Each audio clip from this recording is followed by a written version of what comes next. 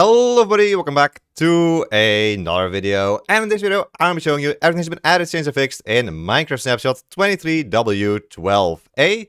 So if you like Minecraft videos like this one, then please make sure you leave a like and subscribe to the channel for more Minecraft videos like this one in the future about Minecraft 1.20.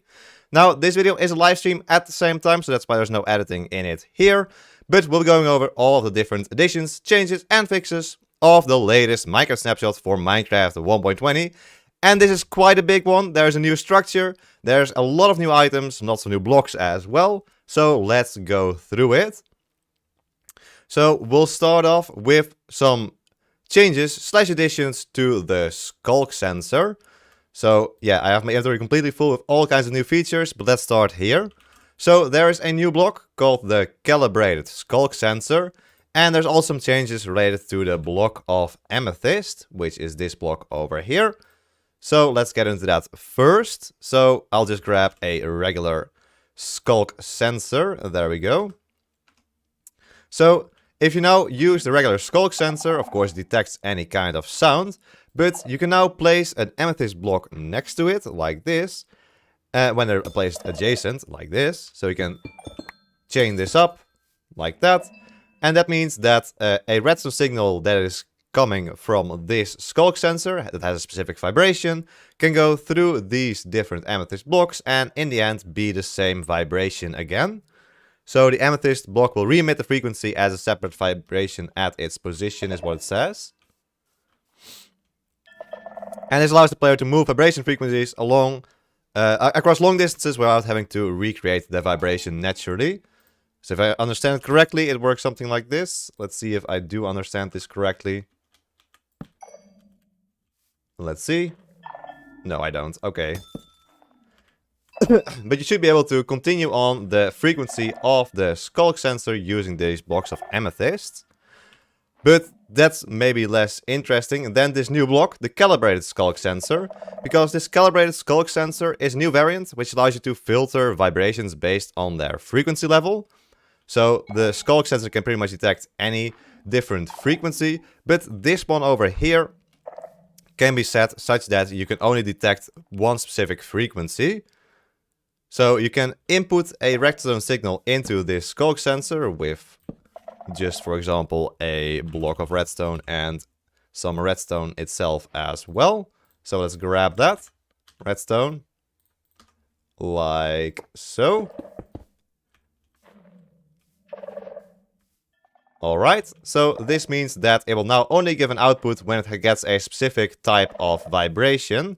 You can look up what the different types of vibrations for, or the different signal strengths for the different types of vibrations are. So that is pretty much how this works. Also, it's probably this side, because that makes more sense. There we go. And now as you can see, it can't detect my walking anymore, because it doesn't have the right kind of vibration, or right kind of signal strength. So it can only detect a couple of different things now instead of every single thing in the game, which is really, really useful. And you craft this calibrated skulk sensor using a regular skulk sensor and 3 amethyst shards. So it looks something like... Oh, we don't get to see it. Okay, let's grab the amethyst shards then. There we go. We should get the recipe, hopefully. There we go. So that is the crafting recipe for the calibrated skulk sensor.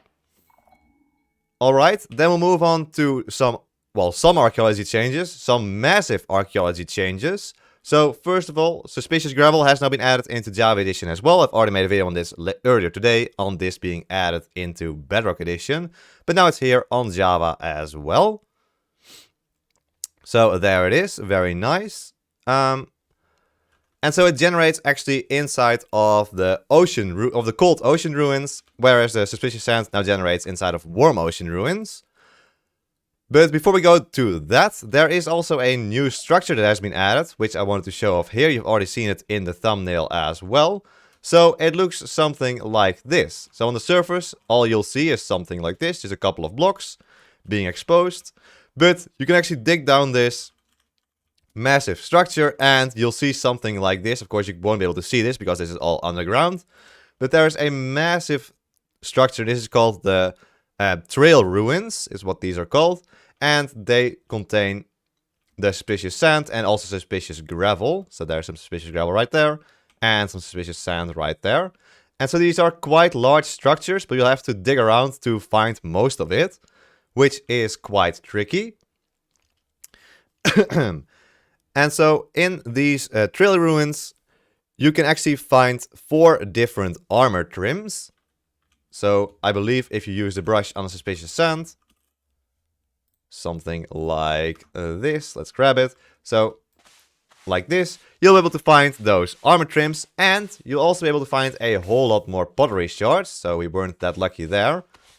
But right here, well, there we go. That's one of the armor trims right there. So that is indeed how you get those armor trims, just from brushing up the suspicious gravel or suspicious sand in this new structure. And there's quite a few different items you can find in here, such as, for example, this yellow dye. And there we go. There are some... What is that? Ah, it's actually a hanging sign. Oh no, it's the regular sign. Right? I think it's a hanging sign. Very nice. So you can get lots of loot from these new structures if you just use your brush all throughout. But of course you have to be careful, because this suspicious sand and suspicious gravel can break quite easily if you break blocks below them. There's some glass panes as well. We'll of course go through all of these different things you can find in these structures in more detail in a future video. But there we go, we can now see indeed that we find some pottery shards. And that is definitely possible, because they've actually added 16 new pottery shards to this snapshot as well. So that is quite a lot. We only had 4 before, but now there's 20 in total. And I've actually put the different pottery shards on some pots over here, so we can take a look at them. So first of all, we'll take a look in the inventory. So we'll search for pottery shards. Here are all 20 of them. We have Angler, Archer, Arms Up, Blade, Brewer, Burn, Danger, Explorer, Friend, Heart, Heartbreak, Howl, Miner, Mourner, Plenty, Prize, Sheaf, Shelter, Skull, and Snort. And so we can see all of those right here as well. So you can see the Angler right there, Archer, the Arms Up, and the Blade.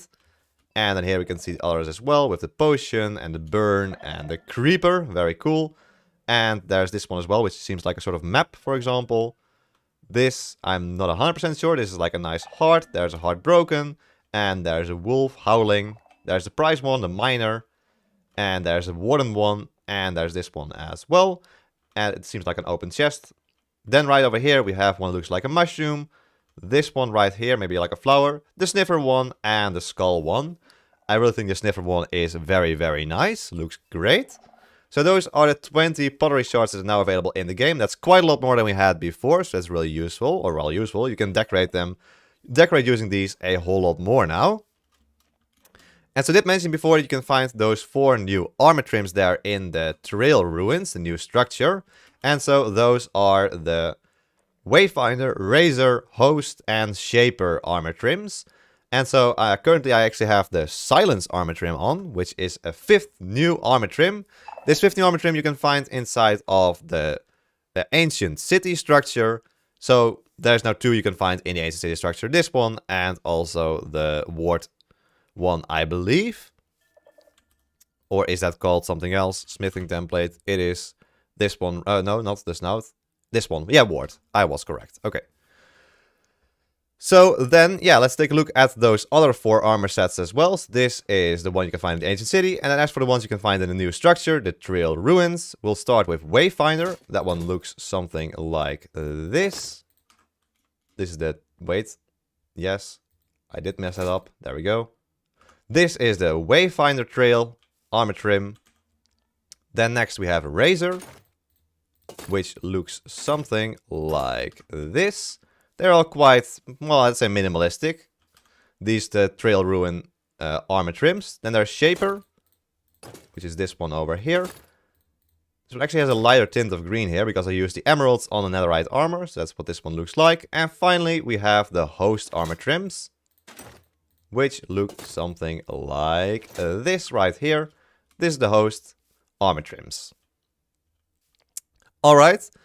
Then next we will move on. So I believe that is it for that. Yes. So we'll move on to the Sniffer Egg. So the Sniffer Egg can be found inside of the Suspicious Sand inside of the Warm Ocean Ruins. And so it looks something like this. I've been holding it in my offhand this entire time. But we can place it down on the ground, and this is what the sniffer egg looks like. And so the sniffer egg will actually hatch into a sniffer after 20 minutes. However, if you place it on the moss blocks, which I have over here, it will hatch in 10 minutes. So of course you can find these in suspicious sand in the ocean, in the warm ocean biomes. Place them down on some moss, and after 10 minutes you'll have your beautiful sniffer. And furthermore, if 2 sniffers breed, so we'll grab 2 of those. And we'll grab the item, which I believe is still pink pellets. I'm not 100% sure on that, but let's check. No. Then... Oh, it's moss blocks, of course. I forgot. No? Okay, it's no longer moss blocks. Okay, then I don't know. Well, anyway, if the sniffers breed, they will drop a snifflet. Instead of spawning a snifflet, they'll actually drop one of these sniffer eggs. For some reason, this doesn't work anymore. Okay, I don't know. Anyway, the sniffer is now also able to sniff up a new seed. So, let's see. There's one sniffing up right here. Of course, previously we had the torchflower seed, which is that one right there. But there's a new seed the sniffer can sniff up. So let's see if we can find that, if we can get that. We'll summon in a couple of sniffers here, see if any of them find the new seed. In the meantime, I'll just show it, because it is the pitcher plant seed, or the pitcher pod. And we've already seen this. The torchflower. Ah, okay, the torchflower. Thank you, thank you. So if you want to breed the sniffers, you now have to use the torchflower, apparently. No? Torchflower seeds, maybe? I might just be stupid. Yeah, there we go. Thank you, thank you. Yes, so it's torchflower seeds for the sniffers to be able to breed. And we see right there, we've already have some sniffer eggs, or those are the ones that I placed. No, okay, they just drop it just like that. There we go. So that is how the sniffer breeding now works. And let's see if any of them found the new pitcher pot. It seems like most of them actually found the torchflower. Yeah, those are all just torchflowers. Okay. Well, maybe this guy can do it. You're in the way. Okay, no, another torchflower seed. Anyway, we can get the pitcher pod. And so this one you can actually place down on side of farmland. So let's grab a hoe. Like this. Some serious dedication right there. And we can place down our pitcher pod. Just like this. We'll also grab some bone meal so we can bone meal it up. Like this. So there's 5 different stages. We just saw the first one. This is the second stage. The third stage. Ah, okay, there's 5 stages, of course. Bone meal does multiple stages at once. But this is a full pitcher plant. We've already seen this before in League by Roger Badgerman. But he has now been sadly... well, he won't do any more leaks in the future. Let's just say that. So let's place a couple of these down. And we can see the different stages here again as well. So there's the 4th stage probably. And there's the final stage in one go as well. How is it possible that I know? Okay, I don't know. Anyway, yeah. So there's the different stages. We saw a couple of them in the meantime already. And so then you can harvest this pitcher plant and get this item right here. It's just a 2-tall flower, which you can place down anywhere in your world if you want. You can see that the box below it actually disappears if you harvest it. And that is what it looks like. A beautiful new flower. And you can turn it into cyan dye if you want. And there we go. So I feel like those are the main additions of this snapshot. A lot has been added here. So there's, just to summarize, there's the new structure, which we have down here, the trail ruins. These include 4 new armor trims. The ancient city has a new armor trim. There's also 16 new pottery shards, which we can see right over here. There is the new sniffer eggs you can find in the suspicious sand in the warm ocean ruins. And then there's also the new pitcher pot and pitcher plants you can find for using the sniffer. And then also there's of course the calibrated skulk sensor. So a whole lot of new features in this snapshot. Then there's also quite a bit of changes to the vibration frequencies. If that's interesting to you, then you can read through that. And there's also quite a few technical changes, but I won't go into that too much in detail here. I'll leave the patch notes in the description down below, so you can read through those yourself. But anyway, there we go. Those are the main additions of Minecraft Snapshot 23w12a. Thank you so much for watching this video, and if you liked it, then please make sure you leave a like and subscribe to the channel for more Minecraft 1.20 videos in the future. And so anyway, there we go. Hope you all enjoyed the video. Hope to see you all in the next one. So until then, bye bye.